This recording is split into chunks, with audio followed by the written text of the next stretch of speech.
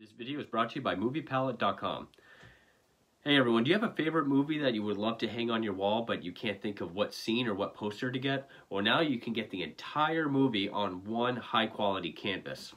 With MoviePalette.com, you can get every scene from your favorite movie, or more specifically, the dominant color of every scene from your favorite movie in chronological order on a great high quality canvas. It also comes with a silver engraving of the title down at the bottom. It has rubber stoppers on the back to keep it from bouncing. And they have a huge catalog of what to choose from. Whether you're a horror fan, or a fan of sci-fi, Marvel, Japanese anime, Disney animation, drama, or Oscar classics, there's a movie palette for you. Right now, MoviePalette.com is having a sale for 50% off for their Halloween sale. But if you go right now, and if you enter room 15, you'll get 15% off of the movie palette of your choice. That's ROOM15 for 15% off of your movie palette. Again, this is a great value for a great piece of home decor that looks great for any film and for any film buff and anywhere in your home. You will definitely like this product. Mine is of The Shining, and I could not be happier with it. So definitely go to MoviePalette.com and enter ROOM15 for 15% off of your palette.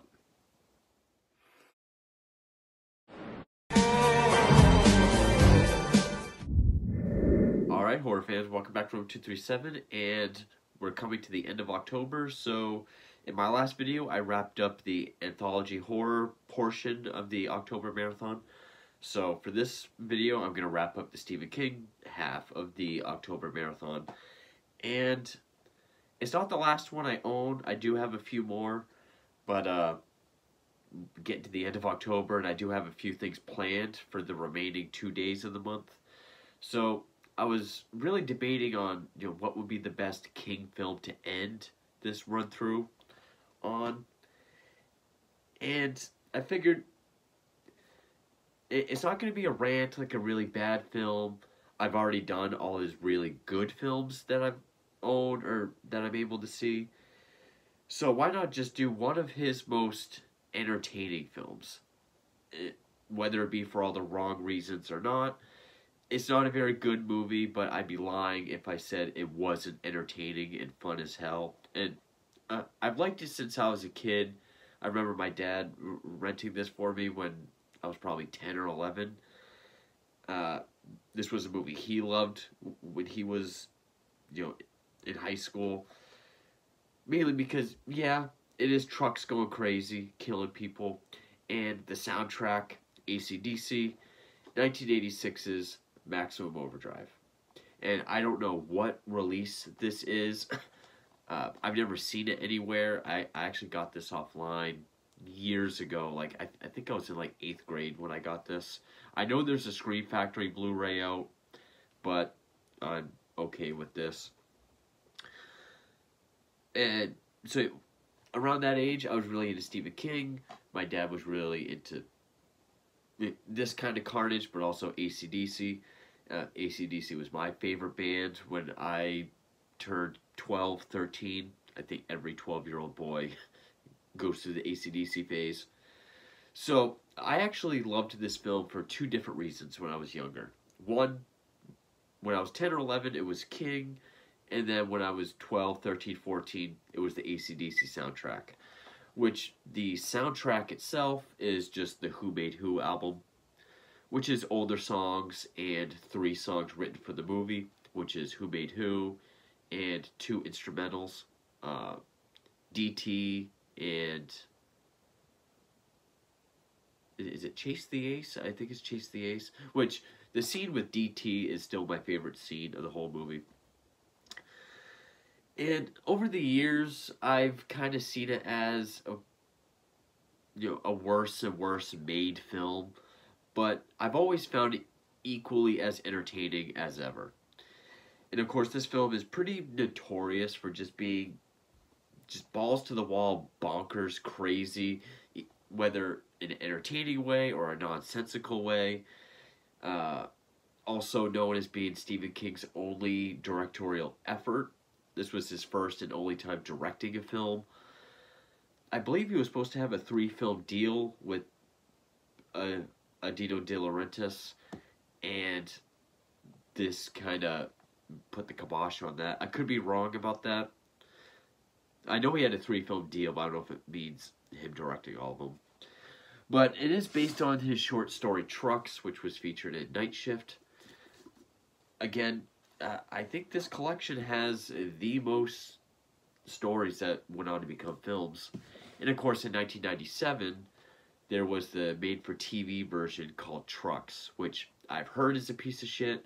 I've only seen a couple clips of it. I meant to pick it up, but I never did. And there's some theories as to the direction this was going in, like whether King was really going for, an actual horror film, but just put a lot of things he liked in it, like AC/DC soundtrack, but in a more classic B-movie type style, even to the point where if you look up the trailer, it's just King himself talking to the camera. There's no scenes from the movie. It's very William Castle, 1950s. So people think maybe that's just what he was going for. But also kind of making fun of his own tropes or sort of criticisms that people have had of his own stories and films. Done in an over-the-top B-movie way. And some people think that this is just a coked-up mess gone awry, which that is true. King, by 86, because this is also the year the book It came out, it was pretty much the height of King's cocaine and of alcoholism, and it shows. I mean, just as crazy as the book It is, this is like the film version of just that coked up madness. So, and to be honest, I think it's a mixture of both. I think King was trying to adapt one of his own stories. Because one, as he says in the trailer, I just wanted someone to do Stephen King right. He was very critical in the 80s about his film adaptations. Most notoriously The Shining, which he hated. And so I guess he wanted to see if he could do it better. And I think he might have been going for like a 50s classic B-movie. Maybe a little bit more entertaining, but I think he was still trying to take it seriously. And it just ended up being this coke-fueled mess that ended up just being hugely entertaining, but for all the wrong reasons. That's my take from it anyway. Now, it stars Emilio Estevez, which I guess King wanted Bruce Springsteen to play his role, but De Laurentiis didn't know who Springsteen was. I'm guessing he just wanted to make just a rock movie. But then again, he was coked up, so... And AC/DC is his favorite band, so that's why he had to do the soundtrack. And the score, which... I wonder if there's anything out there with the score by AC/DC. Like whenever something bad happens, it has that psycho... The dun dun dun dun. Or just like when it just shows... Just that bass line, that dun dun dun dun dun dun dun. If there's, they should have put those tracks on Who Made Who, because that, I've always liked that. But Emilio Estevez, Pat Hingle, Commissioner Gordon from the Burton Schumacher films, Laura Harrington, whom I've seen in other things, Christopher Murray, and Yeardley Smith, Lisa Simpson, and she goes in the realm of like Tina from Halloween 5 as just most grating, annoying characters ever in a horror film. But she's annoying in just a funny way, because she's constantly yelling, like, Curtis! Where are you going? What are you doing? And just screaming. That ends up being funny after a while. She actually makes Lisa Simpson not annoying by comparison. Armando Iannucci was the director of photography. He worked on Cat's Eye as well. Uh, Written and directed by King, so he also did the screenplay. And he does have his cameo. I believe he's the first person we see in the film, which the story isn't a bad idea. It's basically... Oh, and before I say that, I guess Joe Hill, King's son, has been trying to get this remade, writing and directing it, which that would come full circle. I wonder how that would work out. And yeah, King was nominated for the for Razzies, worst director for him, actor for Estevez, but lost to Prince. And yeah, it does have a campy tone. And basically, there's this comet that's passing Earth with this green light trailing behind it. That the radiation from that has made all motor run things and electronics not just come alive and go crazy, but hunt humans. Basically, like, take Night of the Living Dead, but with with cars, trucks, everything from a Walkman to a tractor trailer truck is now just trying to kill people. And I don't think I noticed it at first, but I did when I was older. First thing we see is a bank with the time and temp.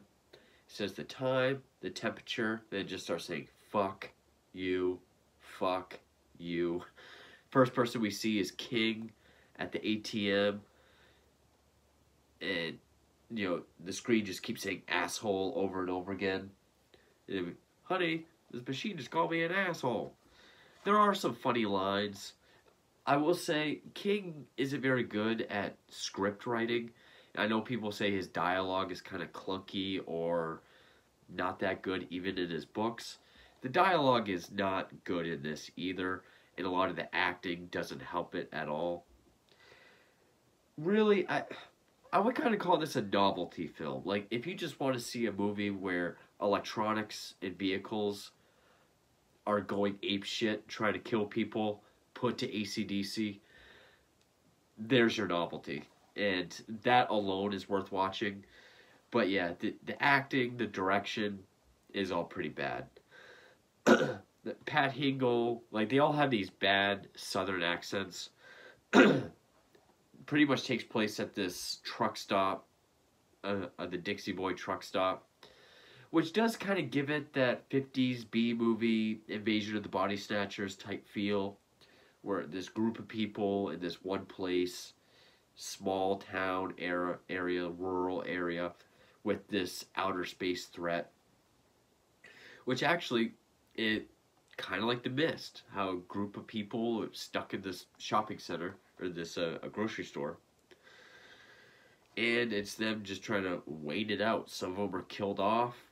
We do get glimpses of other places. Like, when I was a kid, I loved the scene on the Little League baseball field where the coach gets soda cans out of the vending machine, which kills him. There's a kid that gets run over by a steamroller, which apparently, originally his head was supposed to explode, but they said it would have gotten an X rating. So there's like one frame where you see a little bit of blood come out, but you do see his head flatten and crunch. I always thought that was cool. Oh,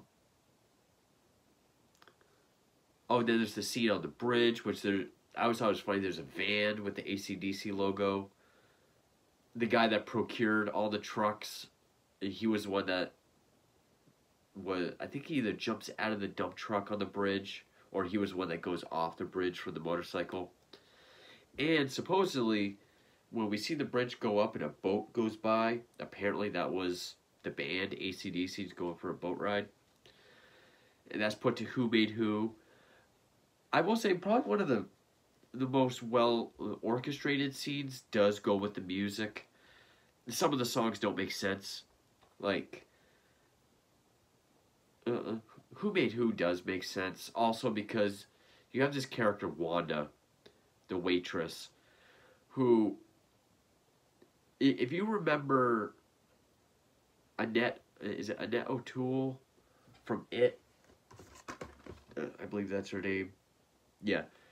When she's doing her "Why Is It So Mean" scene, that is Wanda throughout the whole movie.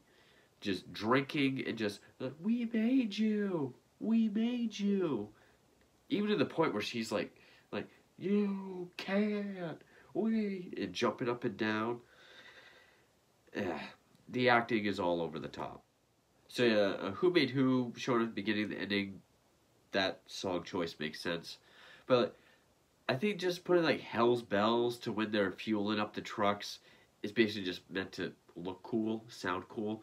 The only thing that's not AC/DC is the part with the little plane where it has that da da da da da da da da da.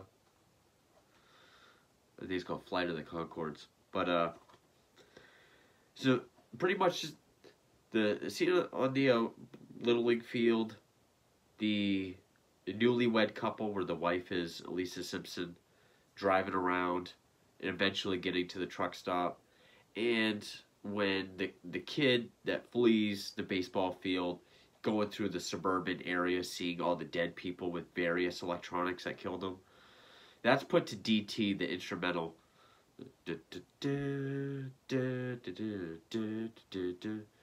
There's a part where the riff cuts and it's just the drum beat, and that's where the sprinklers behind him cut out.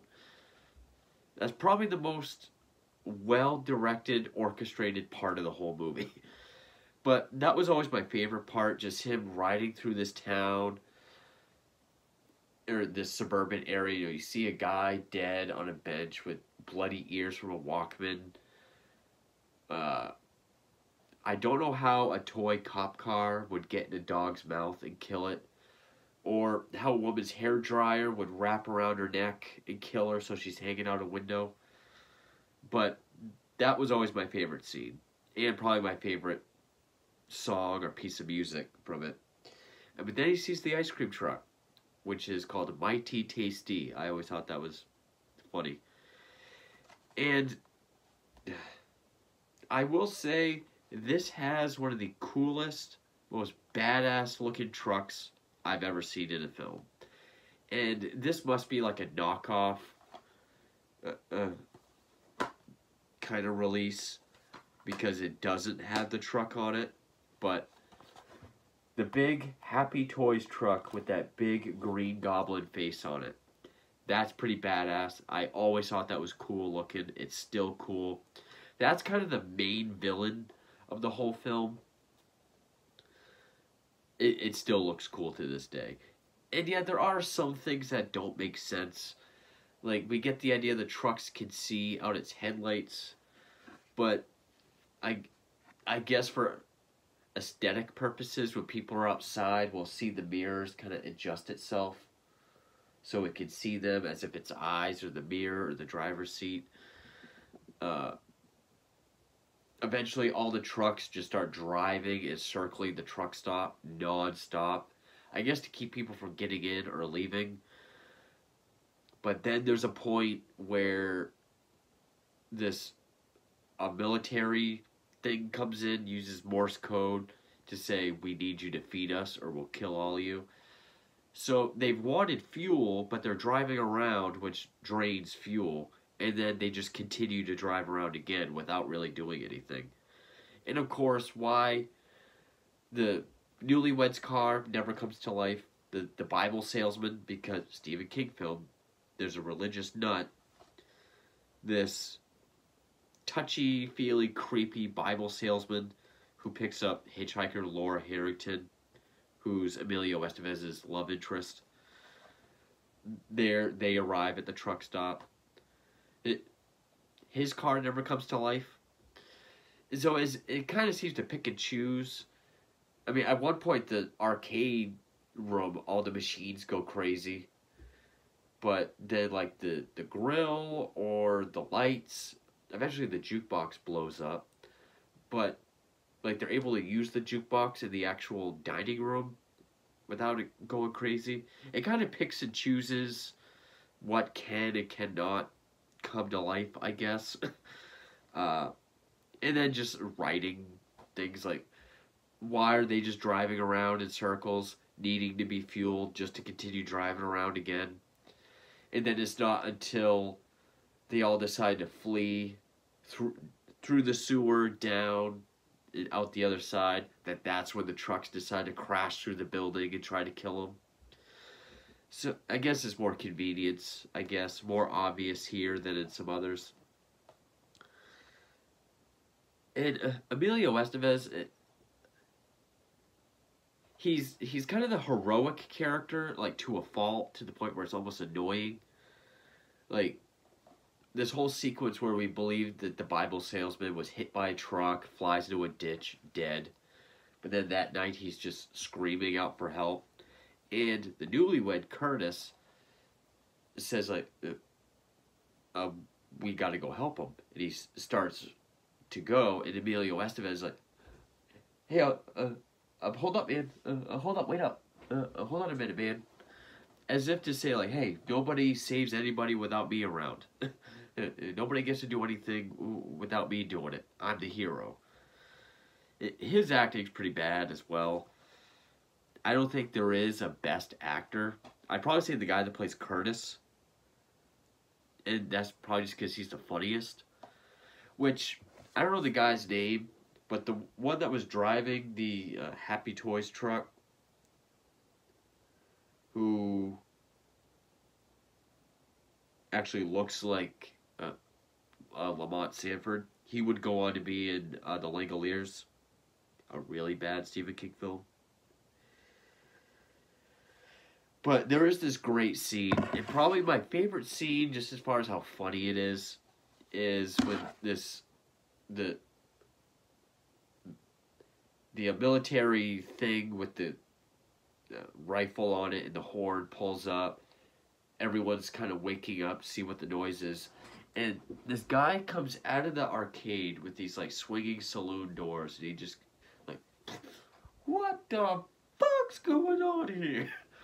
Every time I see that, I laugh so hard because it's just so random, and the way he just belligerently, what the fuck? I always thought that was funny. And Pat Hingle, they just try way too hard to make him an asshole. You know, calls everyone Bubba. He's the kid from the baseball field. His dad works there, and he gets killed. And like when the dad's gonna go looking for him, he's just like, if you leave without clocking out, you ain't never gonna clock out again, Bubba. Then when the kid asks where his dad is, everyone's kind of quiet. He's like, oh, he got squished by one of the big boys out there. Tough break, kid. Trying to make him an asshole. And this movie just feels all over the place. In the trailer, Stephen King says, I'm going to scare the hell out of you. But again, I don't know if he's going for that William Castle campy 50B movie feel, but still trying to take it serious enough. Or I think this is just a cocaine-fueled mess. Stephen King himself has disowned the film, calling it a, quote, moron film. He called it a learning experience. So I don't think he was actually being clever enough to really just kind of be like, hey, let's just have fun. All this is on purpose. You know, I want it to be this campy, this silly. And yeah, poke fun at my own tropes, like the religious nut and baseball kids and whatever else. I don't think it was that on purpose theory that some people have. I think he was trying to be serious. And sure, AC/DC is not a scary score. It is fun, entertaining. You know, I think he's just putting in stuff that he likes. And it just ended up being a drug-fueled mess. But a lot of people love it for that reason. It is still very entertaining. Not for the reasons King was intending, but sometimes that's okay. It goes at a fast pace. I mean, it's only 98 minutes, but it's constantly going. There's constantly something happening, something going on. Like, just when you think you've seen everything, Pat Hingle comes out with a bazooka, blows up a couple trucks. a truck with toilet paper in it, so rolls go everywhere. I mean, it's just constantly escalating. It does have one of the cheesiest trope lines out of any movie, really, which people think is badass. I've seen reaction videos, like when someone says, like, come on, let's go, let's do this, come at me, followed by motherfucker. They think it's just the most badass. Like, I've seen people go, yeah, you tell them. Emilio Estevez does blow up Green Goblin. He grabs the bazooka and he's like, adios, motherfucker. The only one I think can say motherfucker and not sound corny or cheesy is Samuel L. Jackson. And that's just because he says it so matter-of-factly. It's not this... Even like Jamie Lee Curtis in the new Halloween Ends, when she's like, come and get me, motherfucker. Like, I see people light up in reaction videos when they're just like, all right, yeah, that's badass. I always think it sounds cheesy. And then there's the twist where, come to find, it was actually a UFO that was putting out radiation that was making everything go nuts. Now, I think in the short story, it's limited to just trucks that's going nuts. Which, okay, that kind of makes it more believable, because at least there's rules as to why something is going crazy or why something's not. Whereas here is just saying, hey, if it has batteries, it wants to kill you, but then there's all these things that don't. And yeah, for the bulk of the film, it's at this truck stop, and, you know, mostly just trucks driving around it. Occasionally we'll get a scene where someone goes outside, or it gets hit, or someone gets killed. Like in the beginning, the Wanda lady, she's cooking eggs, and this electric knife comes alive, turns on, cuts her arm up. But it is constantly entertaining. I don't know what else to say about it. I mean, it's kind of like a Stephen King version of, like, an 80s Stephen King version of, say, a Michael Bay movie. But even this, I think, is better done than a Michael Bay movie. Because it does have a lot of explosions. It is just trucks and cars going nuts, put to AC/DC. And that alone is enough to make it entertaining. The acting is all bad, but not in a grating, annoying way. It's done in such a way that it makes it laughable. Again, especially Lisa Simpson.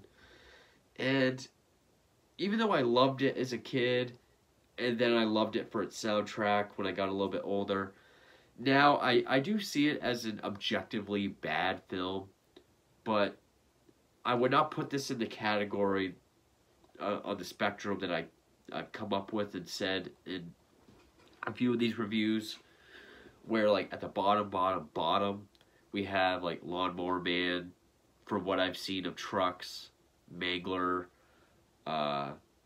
Sleepwalkers, Langoliers.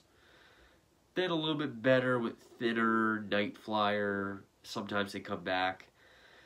I would put this above those because it is more entertaining than those.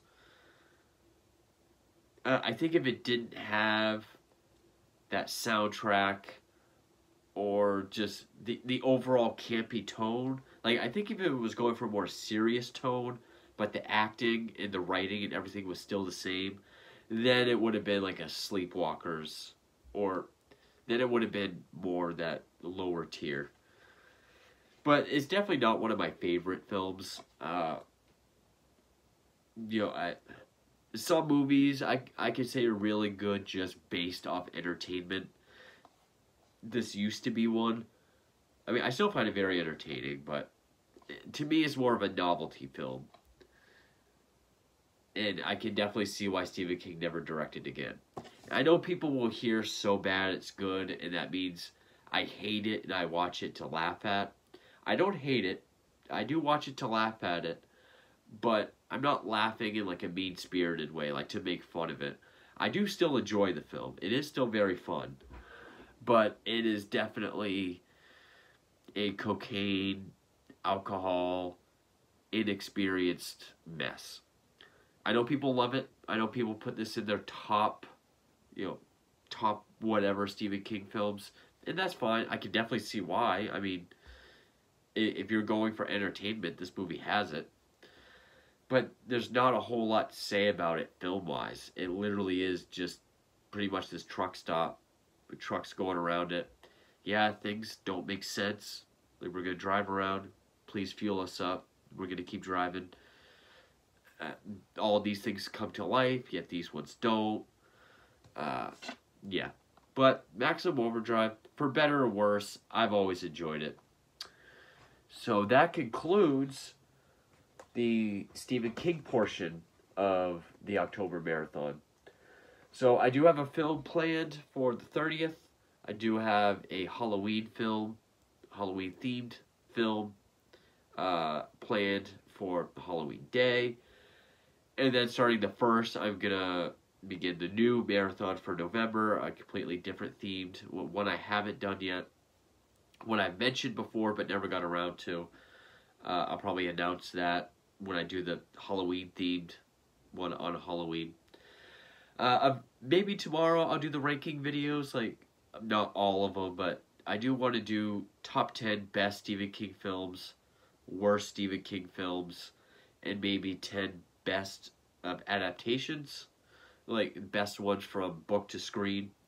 At some point I'll get to those. I want it to be, sooner than later, but yeah, so thank you for sticking with me through this October marathon. I hope you enjoyed the Stephen King films as much as the anthologies, and maybe that'll be the new October staple. It used to just be anthologies, but maybe I'll keep it anthology and King. I'll reserve October for those two kinds of films. So, thank you for sticking with me through October, and I hope you like the one I have planned for November, which I'll announce soon. But thank you for watching.